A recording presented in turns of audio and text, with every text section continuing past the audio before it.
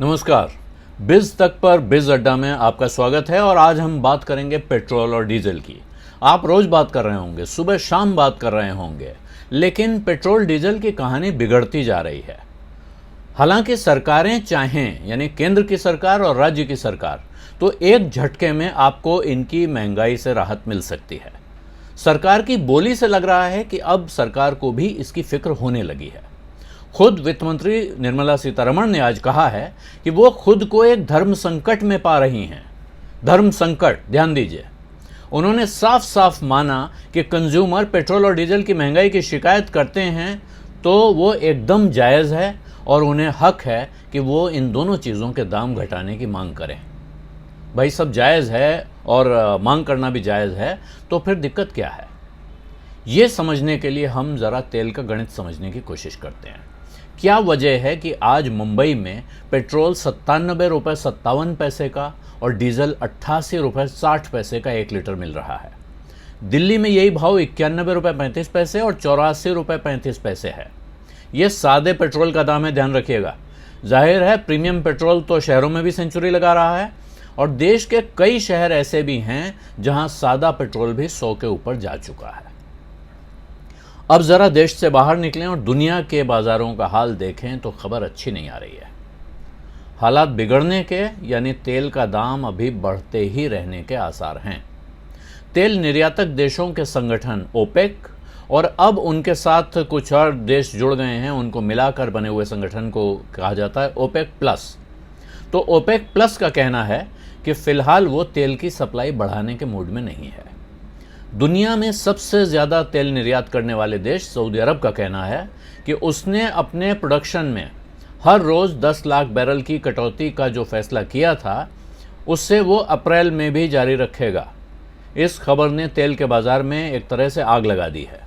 ख़ासकर कच्चे तेल के फ्यूचर्स, यानी वायदा बाज़ार में जो लोग मंदी खेल रहे थे, यानी शॉर्ट सेलिंग करके बाज़ार गिरने की उम्मीद में थे, अब वो अपने सौदे काटने को मजबूर हो गए हैं, यानी उनके सौदे अब ऊपर के भाव पे कट रहे हैं, यानी दाम आगे बढ़ने के आसार हैं। ये जो मंदड़िये थे, इनको उम्मीद क्या थी? इनको उम्मीद थी कि सऊदी अरब अपना उत्पादन कम से कम, जो उसने 10 लाख बैरल की कटौती की हुई है, उसमें से कम 5 लाख बैरल तो वापस करेगा, यानी वापस बढ़ा देगा। लेकिन जो ओपेक प्लस है उसका कहना है कि हमारा कोई भी देश, ओपेक का तो कोई भी देश अपना प्रोडक्शन नहीं बढ़ा रहा है। सिर्फ जो ओपेक प्लस में रूस आता है, रूस के साथी देश हैं कुछ, तो उसमें से रूस को 1,20,000 बैरल और कजाकिस्तान को 30 लाख बैरल, यानी कुल मिलाकर 1.5 लाख बैरल बढ़ाने की इजाज़त मिली है और बाकी सारे ओपेक प्लस के देश अपना उत्पादन जस का तस रखने को राजी हो गए हैं। ब्रेंट क्रूड का दाम आज $67 के आसपास था, यानी भारत जो तेल खरीदता है उसका दाम होना चाहिए $62 पर बैरल के आसपास। इसको इंडियन क्रूड बास्केट कहते हैं। जो तेल भारत अलग अलग जगह से खरीदता है उसे मिलाकर उसका एक एवरेज भाव निकलता है, वो इंडियन क्रूड बास्केट कहलाता है। उसका भाव आज की तारीख में $62 के नज़दीक होना चाहिए। अब सवाल है कि दुनिया के बाजार में तेल का भाव बढ़ेगा तो क्या आपको और हमें ही इसका बोझ झेलना पड़ेगा? और सरकारें जैसे पिछले कई साल से पेट्रोल और डीजल के दामों पर टैक्स बढ़ा कर अपनी जेब भरती जा रही हैं, वो वैसे ही भरती रहेंगी। रसोई गैस का दाम भी पिछले महीने 100 रुपये बढ़ चुका है। जाहिर है ये सवाल अब लोगों को चुभ रहा है। जो सवाल नहीं पूछते थे वो भी पूछने लगे हैं कि ऐसा कब तक चलेगा। तेल कंपनियां अपना भाड़ा जोड़कर, यानी जो पेट्रोल का दाम है वो और उसमें वहाँ से पंप तक लाने का भाड़ा जोड़कर दिल्ली के पेट्रोल पंप पे जो पेट्रोल पहुँचाती हैं उसका दाम हो जाता है 33 रुपये 54 पैसे। ये 1 मार्च का भाव है। इसमें डीलर का कमीशन 3 रुपये 69 पैसे और जोड़ लीजिए तो होता है 37 रुपये 23 पैसे। लेकिन आपको ये पेट्रोल 1 मार्च को मिला 91 रुपये 77 पैसे का, क्योंकि इस पर केंद्र सरकार ने एक्साइज ड्यूटी के 32 रुपये 90 पैसे लिए और राज्य सरकार ने वैट के 21 रुपये 4 पैसे वसूल किए। केंद्र जो एक्साइज ड्यूटी लेता है उसमें से भी 40% के आसपास राज्यों को चली जाती है। इसी से आप ये समझ लीजिए कि क्यों अभी तक केंद्र और राज्य दोनों मिलकर पेट्रोल और डीजल को जीएसटी से बाहर रखे हुए हैं।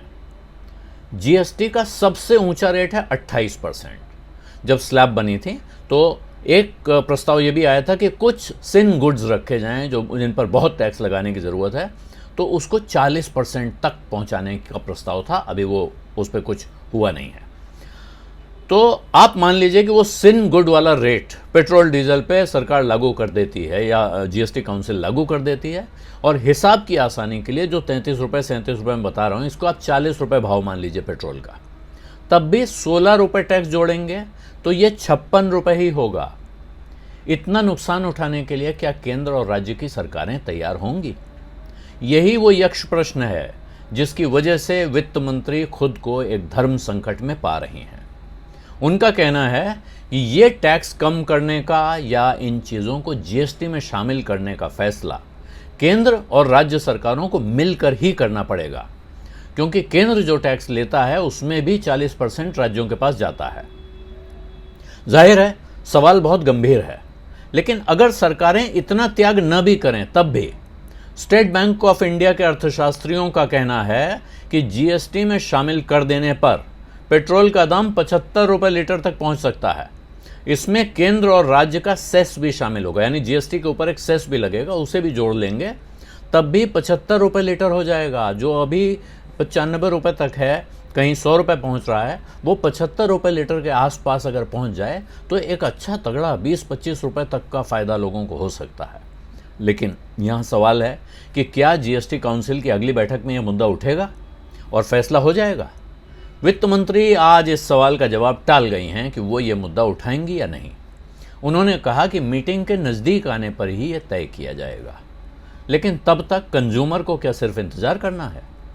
और कहीं इस बीच दुनिया में कोई ऐसी हलचल हो गई जिसने अंतर्राष्ट्रीय बाजार में तेल के भाव अचानक तेज कर दिए, उनमें आग लगा दी, तब इस सारी कसरत का कोई मतलब भी रह जाएगा?